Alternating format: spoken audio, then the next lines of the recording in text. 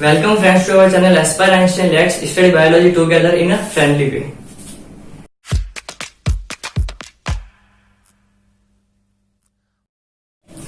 तो दोस्तों पिछली क्लास में अपन ने एलिमेंट्री कैनाल कंप्लीट की थी। एलिमेंट्री कैनाल अपन लास्ट एनएस तक पढ़ा था। एक कंटिन्यूस कैनाल होती है जो अपन के फूड को जो डाइजेस्ट करते हैं स्टमक तक, स्मॉल इंटेस्टाइन तक, उसके बाद वाटर का एब्जॉर्प्शन करते हैं लार्ज इंटेस्टाइन तक, और जो अनडाइजेस्टेड फूड होती है वो एनएस के थ्रू बाहर निकल जाता है। ठीक है, अब डाइजेशन अपन ने ये नहीं पढ़ा था डाइजेशन होता कैसे है, वो अपन फिजियोलॉजी ऑफ डाइजेशन में पढ़ेंगे। आज अपन पढ़ेंगे डाइजेस्टिव ग्लैंड्स के बारे में। डाइजेस्टिव ग्लैंड्स यानी कि जब डाइजेशन होता है तो कोई ना कोई एंजाइम सीक्रेट करता होगा। तो एंजाइम सीक्रेट कौन करता है? डाइजेस्टिव ग्लैंड सीक्रेट करता है। तो अपन गैस्ट्रिक ग्लैंड्स के बारे में भी पढ़ा था। वो कौन से ग्लैंड्स थे? जो एलिमेंट्री कैनाल के अंदर ही ग्लैंड्स थे, जो इंटेस्टाइनल ग्लैंड्स थे, जो गैस्ट्रिक ग्लैंड्स थे, जो ऑक्जेंट्रिक सेल्स वगैरह अपन ने पढ़ी थी, वो कौन से थे? एलिमेंट्री कैनाल के अंदर के पार्ट थे, एलिमेंट्री कैनाल के अंदर की ग्लैंड थे। जो आज अपन ये तीन ग्लैंड, सैलिवरी ग्लैंड, लीवर और पैनक्रियास, ये जो ग्लैंड है एलिमेंट्री कैनाल का पार्ट नहीं है, without alimentary canal, outside of alimentary canal, जो डाइजेशन के अंदर हेल्प करता है। जो तीन मेन ग्लैंड है, फर्स्ट है सैलिवरी ग्लैंड, सेकंड है लीवर और थर्ड है पैनक्रियास। सैलिवरी ग्लैंड के बारे में मैंने आपको लगभग ज्यादा पार्ट बता रखा है, कुछ पार्ट अपन आज पढ़ेंगे। और सबसे मेन टॉपिक है आज का लीवर।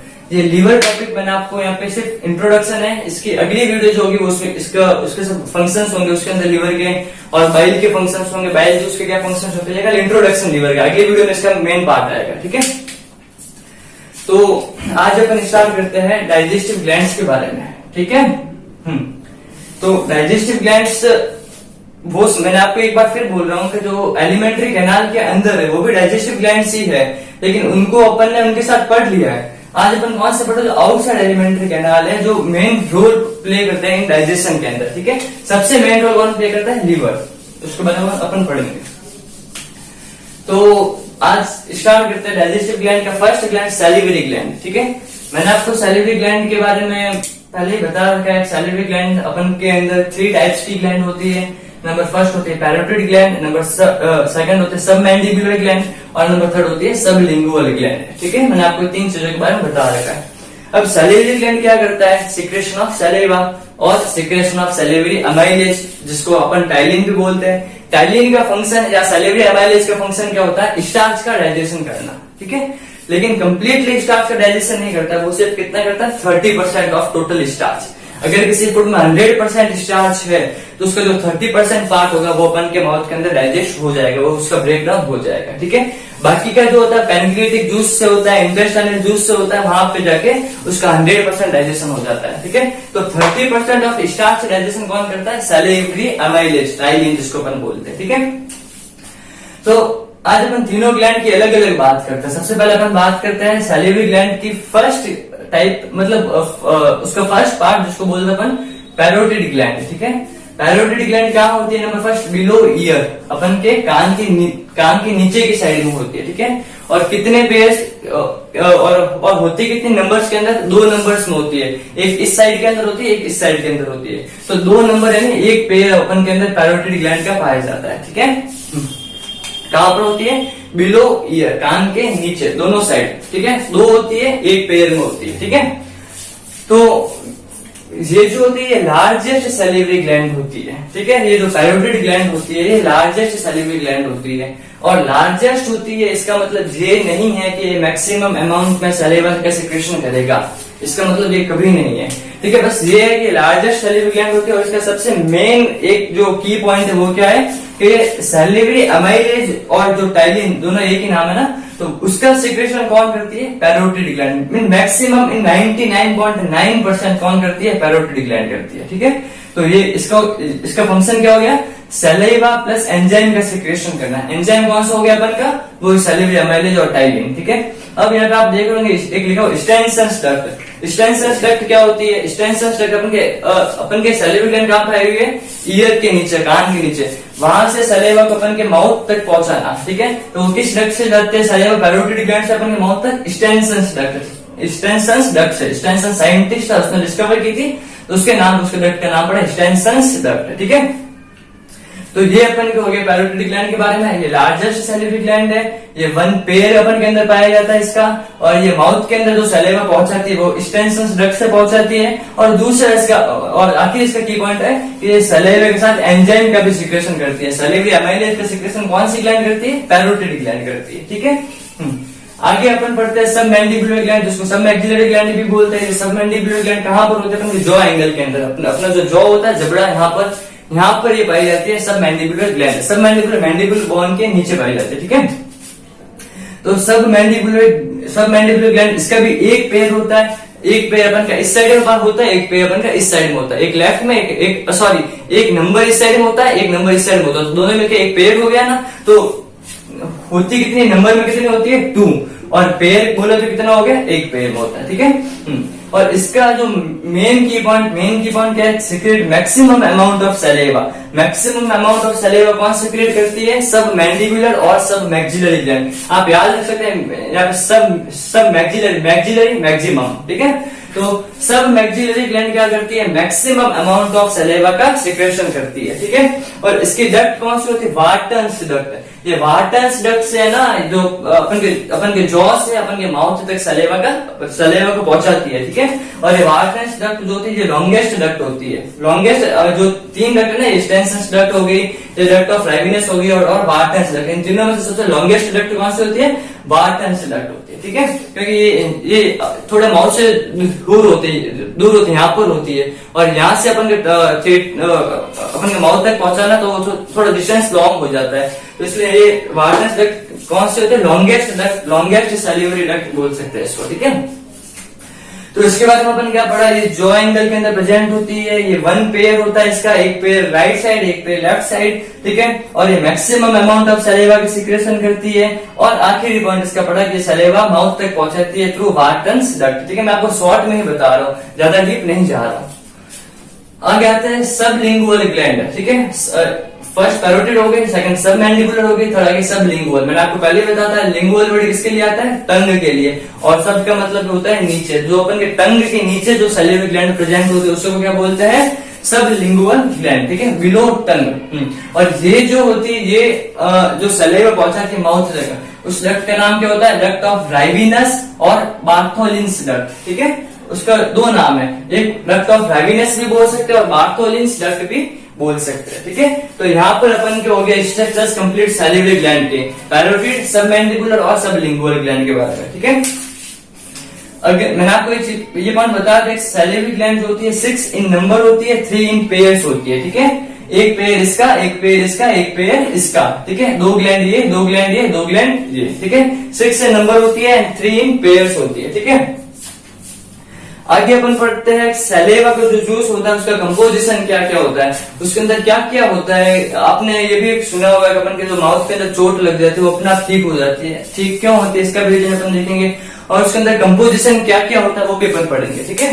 तो सलेवा जूस जो होता है, जो सलेवा होता है उसका पीएच कितना होता है? 6.8 to 7, जो अप्रोक्सीमेटली न्यूट्रल होता है, न्यूट्रल बोल सकते हैं इसको। ठीक है। तो सलेवा जूस का पीएच क्या होता है? 6.8 to 7। ठीक है। और ये एंजाइम, इसके अंदर क्या क्या कंपोजिशन होता है? सबसे पहला कंपोजिशन तो हो गया, इसके अंदर क्या होता है? एंजाइम सैलिवरी अमाइलेज टाइलिन, जिसका फंक्शन क्या होता है? स्टार्च का डाइजेशन करना। क्या फंक्शन होता है? स्टार्च का डाइजेशन करना। कितना स्टार्च डाइजेस्ट करता है मुंह के अंदर? सिर्फ 30%। ठीक है।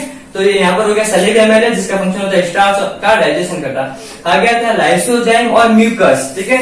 लाइसोजाइम क्या होती है? ये एंटीबायोटिक होती है, एंटीबॉडीज होती है, जो अपन के माउथ के अंदर कभी बैक्टीरियल इन्फेक्शन हो जाए, कोई बैक्टीरिया को किल करने, कोई फूड के साथ बैक्टीरिया प्रेजेंट आ जाए तो उनको किल करने का काम कौन करता है? लाइसोजाइम। एंटीबॉडीज होती है। ठीक है। और म्यूकस का भी एक काम एंटीबॉडी का भी होता है, बैक्टीरिया को किल करने का भी काम होता है। और एक काम उसको फूड को लुब्रिकेंट प्रोवाइड करवाने का होता है, ताकि फूड इजीली अपन के इसोफेगस के थ्रू स्टमक तक जा सके। ठीक है। तो ये हो गया, एक लाइसोजाइम हो गया और एक म्यूकस हो गया। लाइसोजाइम एंटीबॉडी होती है जो बैक्टीरिया को किल करने के लिए यूज में आती है। ठीक है। हाँ, आगे इसके नहीं ऑर्गेनिक सॉल्ट प्रेजेंट होता है, सोडियम क्लोराइड हो गया, KHCO3, पोटेशियम बाइकार्बोनेट हो गया।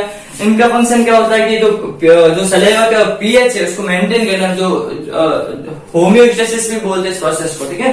जो अपन की बॉडी को अपने आप मेंटेन करती है उसके अकॉर्डिंग जो उसके पीएच है, ठीक है। तो ये इनके पीएच को मेंटेन करने के लिए ये सॉल्ट यूज में आते हैं, ये सॉल्ट इनका फंक्शन होता है, ठीक है। NaCl KHCO3 उसका एंटी और इनका फंक्शन क्या होता है, इनको बैक्टीरिया को किल करने का भी इनका फंक्शन होता है, एंटीबॉडीज का भी इनका फंक्शन होता है, एंटीबायोटिक नेचर के भी होते हैं, ठीक है। तो ये आगे आता है, इसके अंदर क्या प्रेजेंट होता है, IgA एंटीबॉडी। IgA एंटीबॉडी कहाँ पर प्रेजेंट होती है, जहां पर म्यूकस प्रेजेंट होता है नॉर्मली, अपन की गैस्ट्रो इंटेस्टाइनल ट्रैक्ट में प्रेजेंट होती है। गैस्ट्रो इंटेस्टाइनल ट्रैक्ट समझ रहे हो, गैस्ट्रो वर्ड किसके लिए आया है, स्टमक के लिए, इंटेस्टाइनल वर्ड किसके लिए आया है, इंटेस्टाइन के लिए। तो मतलब जो ट्रैक्ट होता है, जो रास्ता होता है गैस्ट्रो इंटेस्टाइनल, वो जो पूरी ट्यूब होती है वहां पर IgA एंटीबॉडी होती है, और मदर मिल्क में भी IgA एंटीबॉडी होती है, अपन के स्वेट में भी होती है IgA एंटीबॉडी, अपन के म्यूकस के अंदर भी होती है, मतलब जहां जहां म्यूकस होता है वहां पर ही IgA एंटीबॉडी प्रेजेंट होती है। फंक्शन क्या है, एक ही फंक्शन है, किल बैक्टीरिया, बॉडी को प्रिवेंट करना बैक्टीरियल इन्फेक्शन से और कोई इन्फेक्शन से, ठीक है। अपन के माउथ के कभी चोट वगैरह लग जाए तो उसको उसकी क्लोटिंग में भी IgA एंटीबॉडी हेल्प करती है, ठीक है। अगला आता है अपन के एक शॉक लगने वाली बात ये है कि अपन के माउथ के अंदर यूरिया भी प्रेजेंट होता है, अपन के माउथ के अंदर यूरिक एसिड भी प्रेजेंट होता है, ठीक है। तो जो यूरिया होता है, यूरिया भी अपन के माउथ के अंदर बहुत कम अमाउंट में प्रेजेंट होता है। फंक्शन एक ही होता है, इसके बेसिक लेवल को मेंटेन करना, इसके पीएच को मेंटेन करना, ठीक है, और एंटीबायोटिक का फंक्शन भी परफॉर्म करता है, ठीक है। तो ये मैंने आपको इसका पूरा कंपोजिशन बता दिया। यहाँ पर अपन की सैलिवरी ग्लैंड होती है कंप्लीट, और अगला सबसे इंपॉर्टेंट पार्ट, सबसे इंपॉर्टेंट ग्लैंड स्टार्ट करते हैं अपन, जिसका नाम है लीवर, ठीक है। लीवर होती कहाँ है, सबसे पहले तो आपको ये बता देता हूँ कि एंडोडर्मल इन ओरिजिन होती है। एंडोडर्मल क्या होती है, मैंने आपको पहले लेक्चर में बता दिया था, और इसका वेट क्या होती है, 1.2 to 1.5 kg इसका वेट होता है, ठीक है।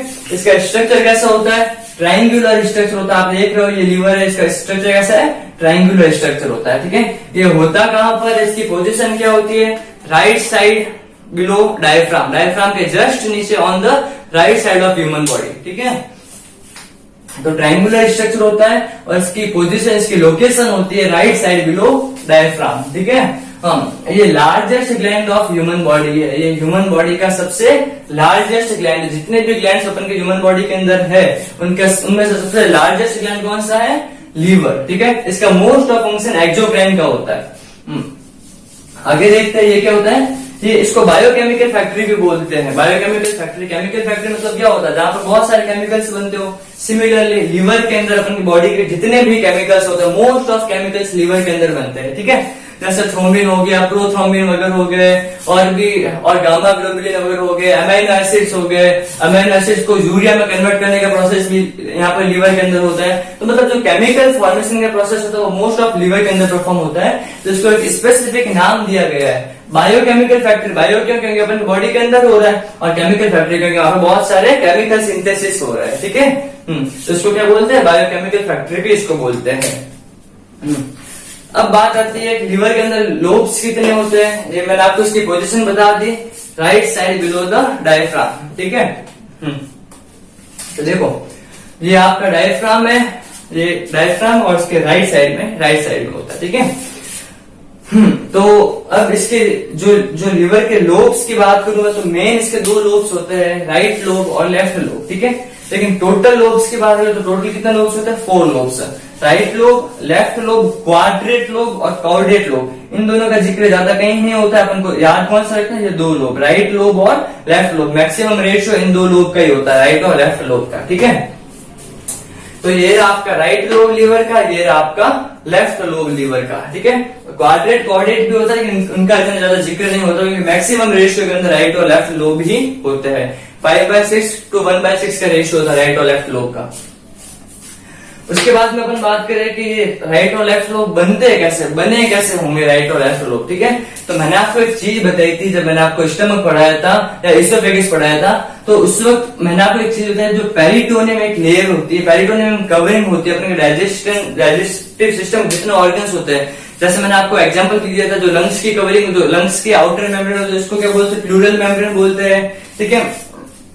जो हार्ट के आउटर मेम्ब्रेन होता है उसके पेरिकार्डियल मेम्ब्रेन बोलते हैं। तो वैसे ही जो अपन का डाइजेस्टिव सिस्टम के जितने ऑर्गन्स है वो ऑर्गन्स एक थैली के अंदर पैक होते, बोल सकते हैं उसको एक थैली बोल सकते हैं कि एक मतलब एक लेयर है, एक मेम्ब्रेन के अंदर से पैक होते हैं। उस मेम्ब्रेन को क्या बोलता है, स्टमक हो गया, लिवर हो गया, इंटेस्टाइन हो गया, उन सबकी आउटर मेम्ब्रेन क्या होती है, पेरिटोनियम। पेनक्रियाज तो पेरिटोनियम क्या करती है कि यहाँ से आते आते जो लिवर है ना इसके आउटर मेम्ब्रेन इसके अंदर आके इसको दो पार्ट्स में डिवाइड कर देती है, ठीक है। और जो दो पार्ट जो बीच में वॉल बनती है इसको क्या बोलते हैं, फेलिसिफॉर्म लिगामेंट। क्या बोलते हैं, फेलिसिफॉर्म लिगामेंट। इसको दो पार्ट्स में डिवाइड कर देती है। ये हो गया राइट लोब ऑफ लिवर, ये हो गया लेफ्ट लोब ऑफ लिवर, ठीक है। राइट लोब ऑफ लिवर हो गया, लेफ्ट लोब ऑफ लिवर हो गया। तो जो राइट लोब ऑफ लिवर से जो मैं आपको बाइल के रिगार्डिंग बता रहा हूँ, ये जो लिवर के एक फंक्शन ये भी होता है बाइल का सिंथेसिस करना, ठीक है। तो यहां से कुछ बाइल का सिक्रेशन कौन करेगा, राइट लोब ऑफ लिवर, कुछ बाइल का सिक्रेशन कौन करेगा, लेफ्ट लोब ऑफ लिवर, ठीक है। तो इसको अपन को ड्यूडेनियम पार्ट तक पहुंचाना है। ड्यूडेनियम पार्ट तक क्यों पहुंचाना, मैंने आपको बताया था इससे पहले वाली वीडियो में कि अपन के स्मॉल इंटेस्टाइन वाले पार्ट में कि अपन के ड्यूडेनियम वाले पार्ट के अंदर मैक्सिमम डाइजेशन होता है। क्यों होता है, तीन रीजन मैंने आपको बताया था। एक तो पैनक्रिया अपने एंजाइम्स बेचता है, एक स्टमक खुद अपने एंजाइम्स बेचता है, एक लिवर बाइल जूस बेचता है, और एक और रीजन मैंने आपको बताया था इंटेस्टाइन उसके ड्यूडेनियम के खुद के ग्लैंड्स होते हैं। एक मैंने एग्जांपल भी दिया था आपको ब्रेनर्स ग्लैंड का, याद होगा आपको, ठीक है। तो मैं कहा था, हाँ, तो जो राइट लोब ऑफ लिवर भी बाइल का सिक्रेशन करेगा, लेफ्ट लोब ऑफ लिवर भी बाइल का सिक्रेशन करेगा, उनको पहुंचाना अपन को ड्यूडेनियम तक, ठीक है।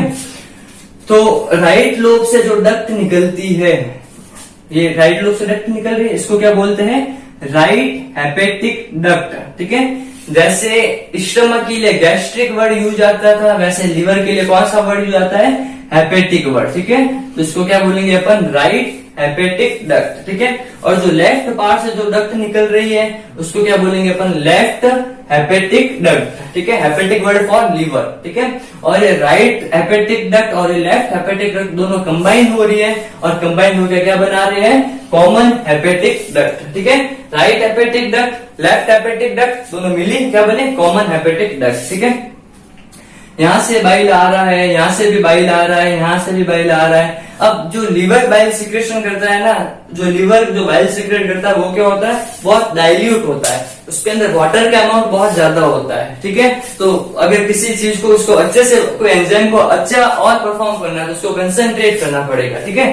तो उसको कंसंट्रेट करने के लिए कहां भेजता है लिवर, गॉल ब्लैडर के अंदर। ये यहाँ से जो ये डक्ट है, जिस डक्ट से गॉल ब्लैडर के अंदर जा रहा है इसको क्या बोलते हैं, cystic duct, CYSTIC, cystic duct, ठीक है।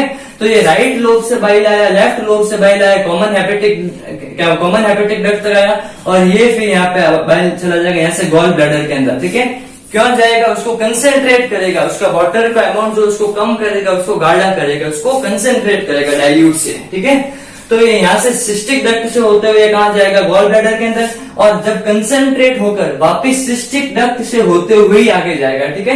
मैंने यहाँ पे एक एरो लगाया, आता भी है सिस्टिक डक्ट से, जाता भी है सिस्टिक डक्ट से, ठीक है। टू एंड फ्रो बोल सकते हैं इसको मोशन। तो गॉल ब्लैडर के अंदर आया यहाँ से लेफ्ट हेपेटिक डक्ट से, राइट हेपेटिक डक्ट से, कॉमन हेपेटिक डक्ट से होते हुए कहां है, गॉल ब्लैडर के अंदर। और गॉल ब्लैडर के अंदर कौन से डक्ट आए, सिस्टिक डक्ट से, ठीक है। और वापिस सिस्टिक डक्ट से गया, अब इसके अंदर बाइल आ गया, ठीक है। तो जो कॉमन हेपेटिक डक्ट है उसका नाम क्या हो जाएगा, कॉमन बाइल डक्ट। क्यों, क्योंकि यहाँ से बाइल कंसेंट्रेट होकर अब इसके अंदर आ गया, ठीक है। तो ये बाइल वापिस इसके अंदर आगे बढ़ता जाएगा, ठीक है। तो अब इसको क्या बोलेंगे, कॉमन बाइल डक्ट।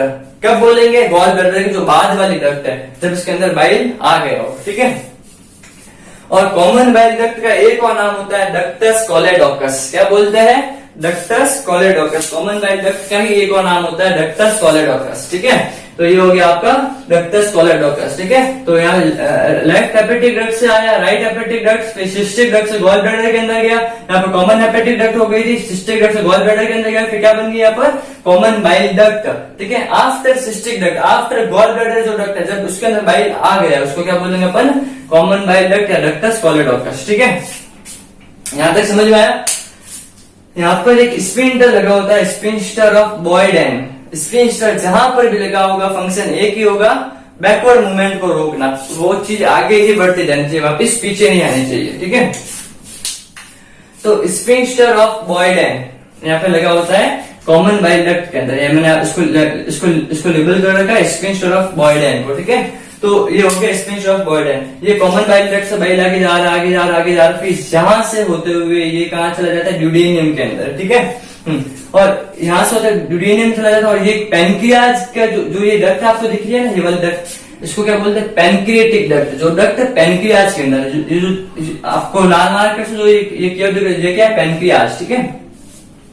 और ये डक्ट है पैनक्रिएटिक डक्ट। पैनक्रिएटिक डक्ट का क्या फंक्शन है, जो पैनक्रियाज के एंजाइम्स है उसको कहां पर ड्रॉप करना है, ड्यूडेनियम के अंदर, ठीक है। तो ये यहाँ से पैनक्रियाज अपने एंजाइम भेज देती है, और अगर यहाँ से एंजाइम्स कम पड़े, भाई इतने एंजाइम्स है यहाँ से आ नहीं रहते, यहाँ पे एक एक्सेसरी डक्ट भी है, ये जो एक्सेसरी डक्ट आपको दिख रही है, तो यहाँ पे देखो मैं लिखा हुआ एक्सेसरी पैनक्रिएटिक डक्ट, जिसको डक्ट ऑफ सेंटोरिनी भी बोलते हैं, ठीक है। तो डक्ट ऑफ सेंटोरिन हो गया, और जो पैनक्रिएटिक डक्ट है इसको क्या बोलते हैं, डक्ट ऑफ विल्सन भी बोलते हैं, ठीक है, इनके अलग अलग नाम है। तो पैनक्रियाज यहाँ से अपन का क्या करेगा, एंजाइम जो भी होगी ये कहां पे भेज देगा, स्मॉल इंटेस्टाइन के ड्यूडेनियम पार्ट के अंदर, ठीक है। और ये ये और एक्सेसरी पैनक्रिएटिक डक्ट, जिसको क्या बोलते हैं, डक्ट ऑफ सेंटोरिन, और यहाँ से जो और एक्स्ट्रा एंजाइम होगा वो यहाँ से भी कहां पे ओपन हो रही ड्यूडेनियम पार्ट के अंदर, ठीक है।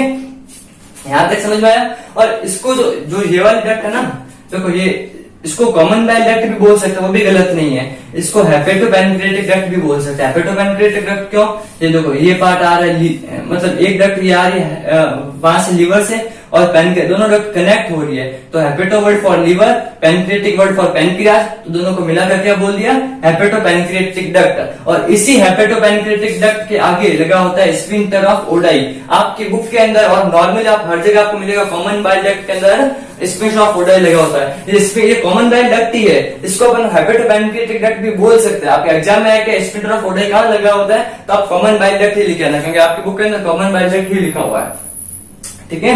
तो ये कॉमन बाइल डक्ट हो गई या हेपेटोपैनक्रिएटिक डक्ट हो गई, उसके आगे क्या लगा होता है, स्फिंक्टर ऑफ ओडाई। और ये दोनों के जो जंक्शन होता है, जहां से ड्यूडेनियम के अंदर आ रहा है ये हेपेटोपैनक्रिएटिक ड्यूडेनियम, जो जहां ओपन हो रही है ड्यूडेनियम के अंदर, तो वहां पे थोड़ा स्वेलिंग स्ट्रक्चर होता है, ठीक है, जिसको क्या बोलते हैं, ampulla of water, ampulla of water, ठीक है।